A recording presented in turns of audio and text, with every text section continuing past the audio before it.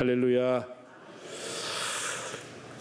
교회란 어떤 곳인가? 물론 우리가 신학적으로, 기독론적으로 또 교회가 하고 있는 기능적인 면에서 정리를 할 수 있겠습니다만은, 오늘 본문에 따르면은 교회라고 하는 것은 아주 사소한 것, 별것 아닌 것으로 의견이 분분하고 그 견해 차이로 다투거나 분열할 수 있는 곳입니다.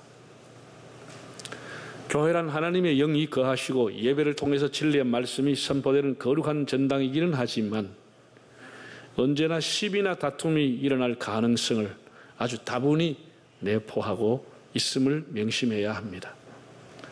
좀 심하게 말하면은 예수 제대로 믿고 교회 생활 제대로 하게 되면 상처받을 각오를 하고 다녀야 됩니다. 당회, 재직회, 남녀 전도회, 여러 부서의 회의가 많습니다. 교회하는 회가 많아요. 그래서 회 중에 제일 맛없는 회가 당회라고 그럽니다. 두 번째 맛없는 회가 재직회라고 그러고, 이런 회가 별로 맛이 없다고 그럽니다. 의견 충돌, 견해 차이로 대립할 수 있다고 하는 뜻입니다. 여러분, 교회 안에는 다양한 사람들이 모여 있습니다. 회사와 달리 주인이 따로 없습니다. 하나님을 주인이라고 하면서 다 주인 노릇하려고 하는 사람만 모여 있어요. 그리고 이 사람들은 남녀노소, 빈부가 섞여 있습니다. 비슷하지도 않습니다. 학력, 직업, 사회적인 지위 다릅니다. 출신 지역, 정치적인 성향, 이념의 차이 다 다릅니다. 그 사람의 어디에서 자랐느냐, 그런 문화적인 배경, 출생의 배경, 환경 배경 다 다르기 때문에 생각이 다 다르고 시각이 다르고 얼마든지 다툴 소지를 갖고 있습니다. 고린도 전후서라고 하는 것을 우리가 조금 들여다보면 전부가 문제에 대한 얘기를 듣고 바울이 답을 준 겁니다. 그러니까 초대교회가 은혜가 많고 성령이 충만했다는 것만 이해하시면 안 되는데, 이 초대교회 중에 하나인 고린도 교회도 상당한 문제를 내포하고 있어가지고 교회 안에 파당도 생기고 여러 가지 문제 때문에 이 문제를 들었던 바울이 그 교회를 어떻게 하면 바르게 세울 것인가, 그 답을 준 것이 고린도 전후서입니다. 문제가 없었다면 고린도 전후서가 나올 이유가 없죠. 오늘 로마서 14장에는 크게 두 가지 문제가 이 로마 교회가 생기게 된 거예요. 그 하나가 뭐냐? 먹고 마시는 음식에 관한 문제였습니다. 당시 시장에서 파는 포도주나 고기라고 하는 것은 거의가 다는 아니지만 거의가 우상에게 바친 제물을 가지고 와서 고기를 팔고 포도주를 팔았습니다. 믿음이 있는 사람들은 모든 음식은 하나님이 준 것이다. 우상이라고 하는 것은 거짓 신에 불과한 것인데 하나님은 주신 것을 감사하며 먹으면 되지. 그럼 무슨 관계가 있냐? 그건 신이 아니야. 이렇게 얘기하는 사람이 있었고, 한쪽에는 믿음이 좀 약하다고 하는 사람들은 아니 그래도 이방신에게 무슨 이렇게 의식을 해서 바쳤는데 뭔가 먹으려고 급하고 찜찜하고 끄림직하고 그 우상에게 바친 건 먹을 수가 없어. 그러면 안 돼. 라고 안 된다고 하는 것과 먹어도 관계없다는 점이 대립하고 서로 비판하게 된다. 이렇게 주장을 하니까 답이 없는 거죠. 그래서 바울이 여기에 대한 명확한 답을 제시해 줬습니다. 14절을 한번 보실까요? 내가 주 예수 안에서 알고 확신하노니 무엇이든지 스스로 속된 것이 없으되 다만 속되게 여기는 그 사람에게는 속된다. 이 쉬운 성경에 보면 이렇게 나와 있습니다. 음식이라고 하는 것은 부정한 것이 아니다. 부정하다고 생각하는 그 사람에게는 부정한 것이다. 이렇게 얘기하는 겁니다. 음식 자체가 선하고 부정하고 그런 게 없고 음식은 부정한 것이 아니라는 거예요. 그러나 그것이 속되다, 찜찜하다, 꺼림직하다, 그럼 먹지 말라는 거예요. 괜찮다고 생각하는 사람 먹으라는 거예요. 먹으라는 거예요. 둘째는 절기. 나를 어떻게 지키느냐에 대한 또 갈등과 충돌이 난 것입니다. 유대인들이 가지고 있는 문화라고 하는 것은 정말 독특한 문화고, 역사가 토인비에 의하면 288개의 세계적인 문화가 있었는데, 다 전통적인 문화가 있었는데 거의가 사라지고 거의 원형 그대로 남아있는 것은 유대인의 문화가 남아있다고 얘기했습니다. 그 유대인은 독특합니다. 아주 나라를 잃고 디아스폴라로 수천 년 떠돌고 살아도 자기들이 가지고 있는 문화를 그대로 갖고 있습니다. 예를 들어서 안식일을 지키는 거, 월삭을 지키는 거, 유월절, 오순절, 초막절, 절기를 지키는 거, 금식일을 지키는 이런 그 날들을 너무도 소중하게 생각하고, 한마디로 모든 가게의 상점 문 닫아두고 그 절기를 지키는 겁니다. 그 유대인들이 날들을 소중하게 여겨왔습니다. 그런데 로마 교회는 유대인만 있는 것이 아니고 유대인과 이방인이 섞여 사니까 이방인들이 그날이 뭐 대단하다 그래요. 이 날이나 월요일이나 하루일이나 똑같은 날인데 그 특별한 그 참 빌라네. 이러고 그 날을 무시해버리는 거예요. 그러니 유대인하고 갈등, 충돌이 난 한 교회 안에서. 이 날이 얼마나 소중한 날인데 아무리 예수 믿어도 이런 날을 포기하면 되겠냐. 이 금식한 날이야. 그러니까 한쪽에서는 너끼리 금식해라. 우리는 그런 거 안 한다. 이래가 교회 안에 다툼이 일어나게 된 거예요. 이 날을 중요하게 여기겠다. 이 날은 다른 날하고 똑같은 날이다. 이런 생각하는 사람이 대립하고 서로를 비판하고 공격하게 된 것이에요. 바울이 여기에 대해서도 명확한 답을 줬죠. 5절에 이렇게 말했습니다. 한번 읽어볼까요? 어떤 사람은 이 날을 전날보다 낮게 여기고 어떤 사람은 모든 날을 같게 여기나니. 어떻게 하라고요? 지 생각대로 하라는 거예요. 지 생각대로 하라는 거예요. 남한테 강요하지 말고, 남한테 금식하라고 강요하지 말고, 그 금식일이 그렇게 특별하면 당신이 금식하고 안 한 사람 욕하지 말라는 거예요. 욕하지 말라는 거예요. 각각 지 마음대로 하라는 거예요. 오늘 바울은 로마서 14장을 통해서 이런 갈등의 요소를 극복할 수 있는 것을 제시를 했습니다. 그 내용을 우리가 좀 보면서 우리 자신들을 돌아다보고 교회를 주님의 공동체로 세워갔으면 하는 바람입니다. 첫째는 믿음이 연약한 자를 받아주라. 자, 1절 한번 읽어보실까요? 믿음이 연약한 자를 너희가 받되 그의 의견을 비판하지 말라. 받아주라는 것. 프로스를 한반어 헬라어로 받다라고 하는 뜻은 전에도 제가 말씀을 드렸었는데 용납하다, 음식을 취하다, 그런 뜻을 갖고 있습니다. 한계선을 정해놓고 된다 안 된다 그렇게 하지 말고 그 사람들, 믿음이 약한 사람 용납해 주라는 거예요. 환영해 주라는 거예요. 그 사람을 왕따시키지 말고 같이 어울리라는 거예요. 어울려. 내 율법, 내 기준, 내 어떤 확신, 그런 배타적인 생각을 갖지 말고 그 사람이 있는 대로 받아주면 된다. 이렇게 바울이 말했습니다. 그러면 갈등이 일어날 리가 없죠.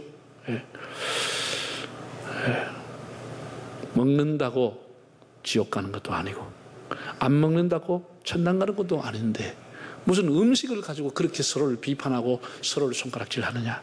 그냥 먹으면 먹는 대로 받아주고 안 먹으면 안 먹는 대로 받아주라는 거예요. 받아주라는 거예요. 제가 읽지는 않겠습니다만 15절에 보면 예수님이 대신해서 죽은 형제에게 음식을 가지고 망하게 하지 마라.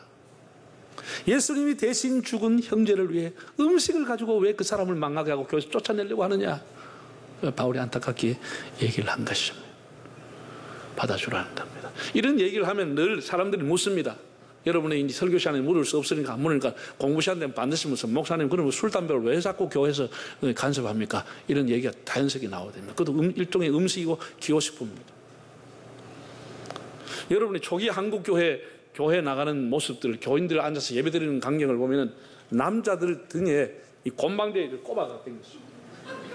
처음에 한국 교회 초기에는 곰방대를 꼽아가 도해왔습니다. 이 담배에 대해서 가르치는 교훈이 없어가지고 곰방대를 꽂고 도사경에 한 3시간 하면 한 1시간하고 한 10분 정도 쉴 때는 남자들이 앉아가지고 서로가 담배를 얼마나 피하시는데 완전히 너구리 잡듯이 예배당을 만들어가지고 그 다음 시간에 문을 열어놓고 환기를 해가 할 정도로 담배를 많이 피웠습니다. 많이 피웠습니다. 처음부터 담배 끊는 게 아닙니다. 거기에다가 그래서 선교사들이 이건 아니다. 뭔가 이렇게 해서 되겠느냐. 이렇게 하고 있는 차에 한국 사람들 술 먹는 걸 보니까 외국 사람들은 술 먹는데 요만한 소주잔 같은 걸 가지고 와서 서로 대화하면서 한 30분, 1시간 가면서 한 잔 겨우 먹는데 한국 사람 아예 막 대접이 갖다 놓고 막 세수대 같은 거 갖다 놓고 부어가지고 원샷 해가지고 버르기가 싸움을 일으키니 이 한국 교회 큰일 나겠다. 이 집사 영수들이 이렇게 술 먹고 해야 한국 교회 어떻게 되겠냐. 어떻게 되겠냐.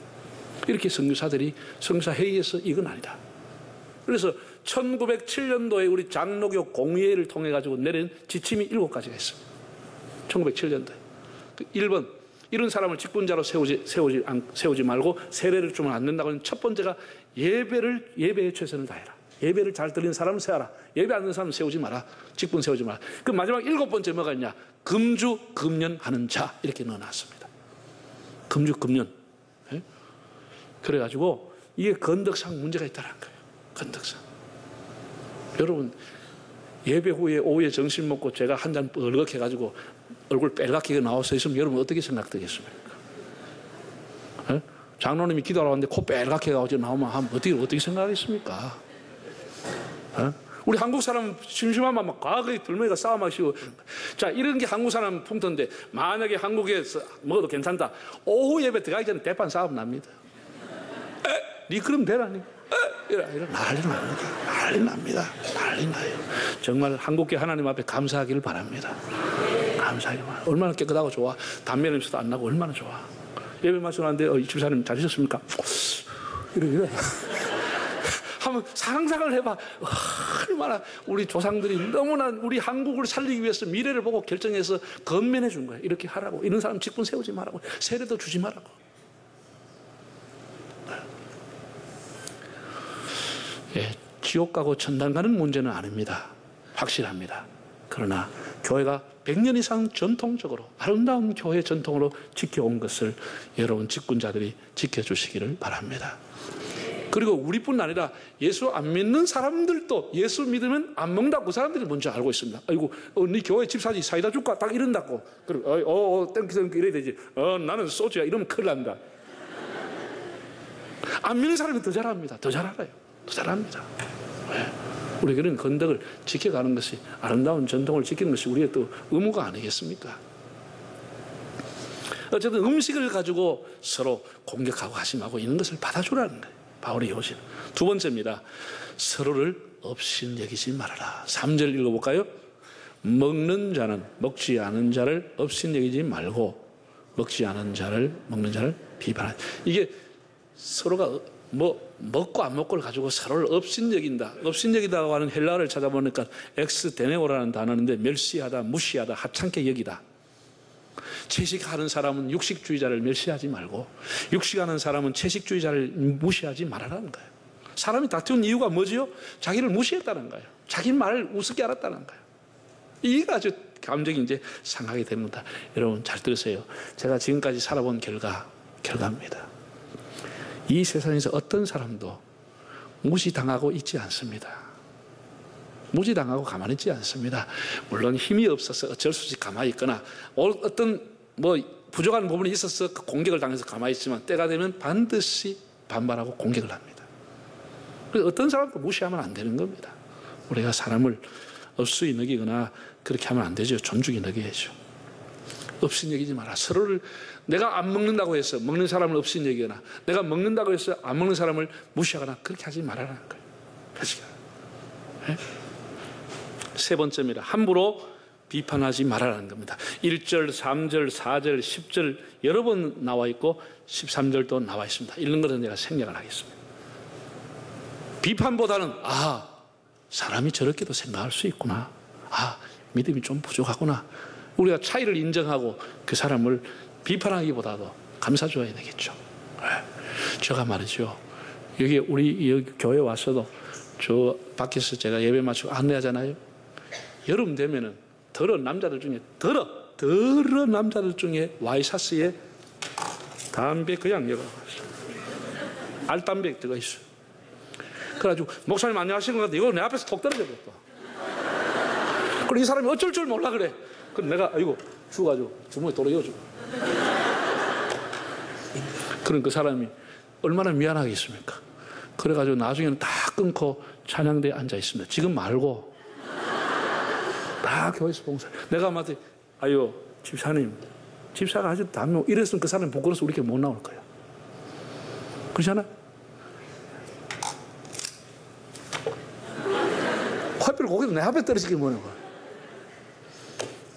내가 몇 사람 다 주워줬네. 우리는 너무 이렇게 정죄하고 비판하지 말고 시간이 가면 믿음도 자라게 되는 거야. 우리가 옛날 10년, 20년 전에 생각하면 그때 내가 좀 참을까, 그때 그래 하지 말까, 얼마나 우리가 후회스러운 말들을 많이 했습니까? 그런 단계를 다 사람이 거치는 겁니다. 거치는 겁니다. 네. 여와 야당, 이 정치권은 그렇지 않습니다. 정치권이라고 하는 것은 그 정당을 만드는 목적이 정권을 쟁취하기 위한 목적으로 정당을 만드는 겁니다. 항상 야당을 하려고 정치하지 않고 반드시 정권을 쟁취할 목적을 가지고 정당을 만들고 사람을 모집하기 때문에 정당의 목적은 여당을 공격하고 정부를 공격하는 것이 그 사람의 사명입니다. 야당은. 그걸 가지고 야당이 존재감을 드러내는 겁니다. 그래서 여러분 정치에 해석하고 똑같은 사건을 해석하는 게 여야가 완전히 평행선이고 완전히 엄한 그 해석을 해내는 것이 그런 목적을 가지고 있기 때문에 서로를 비판하고 공격합니다. 그것이 운명이고 사명이고 숙명입니다. 그 사람들은. 이번에 북미 회담에 대해 가지고 하노이 회담에 대해 가지고 일반 언론이나 TV에서는 뭐 회담 결렬이나 회담 무산, 뭐 빈손 귀가 등등 얘기를 썼습니다. 그런데 뭐 이번에 여당이 발표한 것은 보이 다르더라고요. 뭐라고 했냐면은 오랜 적대 관계였는데 이 정도면 평화를 위해서 상당한 진전을 이룬 것이다. 정상이 만났다는 자체가 평화를 위한 진전이다. 한술밥에 배부르자. 희망적인 얘기를 한 거예요. 그런데 야당은 대충 뭐라고 했냐 하면 북한이 핵을 포기하겠느냐? 혹시나 했지만 역시나로 끝났다. 정권, 문정권 정신 차리고 냉정해라. 이렇게 한 거예요. 완전히 다르죠. 다르죠. 그 사람들 그러나 여러분 교회는 정당이 아닙니다. 교회가 정치하는 곳이 아닙니다. 여기 여러분 집권하러 왔습니까? 우리는 다 하나님의 종들이고 사람의 종입니다. 자발적인 사람의 종이고 하나님의 종이 된 사람들입니다. 우리의 자유를 제한시키고 사람의 종이 되려고 하나님 앞에 모여든 사람들입니다. 우리는 무슨 집권하기 위해서 모인 사람들이 아닙니다. 누구를 공격하기 위해서 교회 안에서 존재하는 사람들이 아닙니다. 교회 안에서 여당과 야당이 있으면 교회는 망하는 겁니다. 교회는 예수당 하나밖에 없는 겁니다. 주님을 기쁘시게 하는 것 외에는 다른 답이 없는 겁니다. 자기 기준, 자기 시각, 그걸 가지고 함부로 남을 단칼로 꺾어내거나 비판해서는 안 되는 겁니다. 마지막 네 번째는 화평과 덕을 세우는 데 힘쓰라. 이렇게 바울이 권면했습니다. 18절, 19절을 한번 읽어보겠습니다. 이로써 그리스도를 섬기는 자는 하나님을 기쁘시게 하며 사람에게도 칭찬. 자, 이 기절 한번 보세요. 여러분이 이 한 기절만 가지고도 여러분의 인생의 모토를 삼으면 너무 귀한 사람이 됩니다. 제가 부임해서 교회 플랜카드 거는 제일 꼭대기에 써놓은 게 이겁니다. 하나님을 기쁘시게 살아, 이웃을 행복하게. 그리스도를 섬기는 자는 어떤 사람이냐? 하나님을 기쁘시게 해야 되고 사람에게도 칭찬을 받아야 되는 거예요. 이거 자기의 삶의 모토가 되면 너무 귀한 사람이 되는 거예요. 하나님을 어떻게? 기쁘시게. 사람에게는 칭송을 받는 것. 이렇게 우리가 조심해서 살아가면 교회도 귀하고 사람도 너무 귀하게 되는 거예요. 그리스도를 섬기는 사람이 이렇게 살아간다는 거예요. 이렇게 살기 위해서 뭘 해야 되느냐? 19절 읽어보겠습니다. 그러므로 우리가 화평의 일과 서로 덕을 세우는 일을 힘써야 된다. 화평과 덕을 세우는데 힘을 써야 된다. 하나님의 나라는 먹고 마시는 것이 아니고 의와 평강과 희락이라고 했습니다. 제가 읽지 않았지만 20절을 보면 이렇게 했습니다. 우리가 정말 음식을 가지고 하나님의 사업을 무너지게 해서는 안 된다고 했습니다. 하나님의 사업, 하나님의 교회, 우리가 생각하는 생각들 꼭 음식뿐 아닙니다. 음식만 아니라 우리의 주장하는 것, 우리가 생각하는 것, 우리의 시각, 이런 것을 가지고 하나님의 일, 하나님의 교회, 하나님의 사업을 무너지게 해서는 안 되는 겁니다. 덕을 세워야 됩니다. 사람이 아무리 똑똑해도 덕이 없으면 안 되잖아요. 덕을 세워야 되는 겁니다.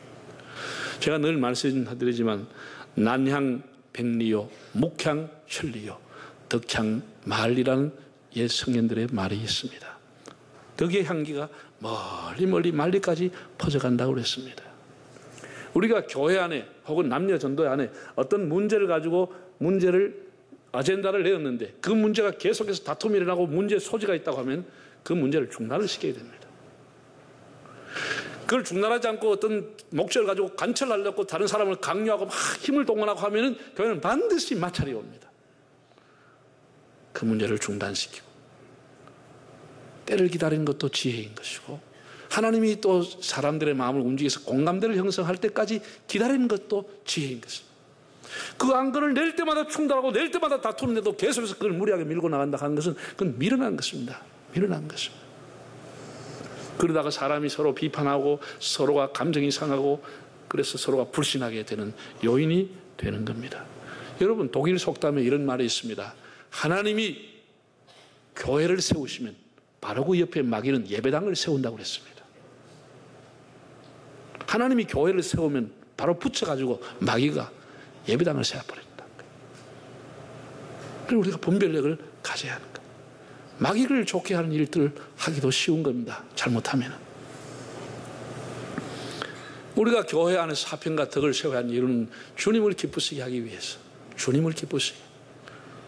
이 단어가 상당히 오용이 되고 있지만은 주님을 기쁘시게 하기 위해서. 자, 6절 한번 볼까요? 6절에 이렇게 말했습니다. 나를 중히 여기는 자도 누구를 위하여? 주님을 위하여. 먹는 자도 누구를 위해서? 주님을 위해서. 마지막에 먹지 않는 자도 다 주를 위해서. 주를 위해서. 교회 재판에 올라와서 양쪽이 극렬하게 싸우면 다 주님을 위해서, 다 교회를 위해서, 다 그냥 교회 진리를 위해서 싸우는, 그러면 싸우는 거예요. 참 이게 너무 오용되고 있는 거예요. 우리가 주님을 위해서라고 하면 정말 주님 하나님의 마음을 아프게 하면 안 되는 것이죠. 하나님의 마음.